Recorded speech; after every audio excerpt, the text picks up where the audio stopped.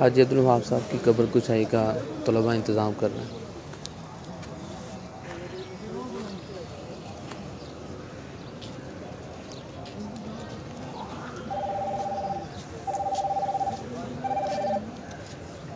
हाजी बसरी साहब जो तबलीगी जमात के अमीर थे साबिक़, उनकी कब्र के साथ ही उनकी कब्र खोदी जा रही है।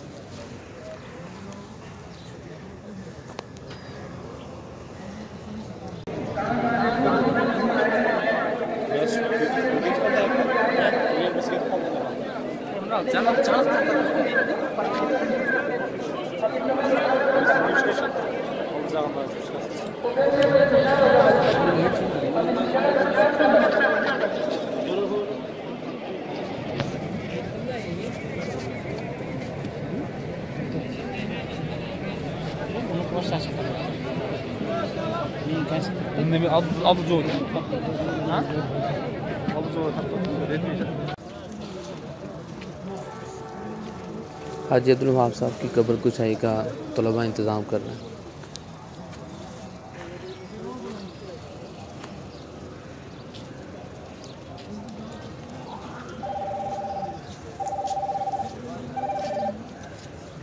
हाजी बसरी साहब जो तबलीगी जमात के अमीर थे साबिक़, उनकी कब्र के साथ ही उनकी कब्र खोदी जा रही है।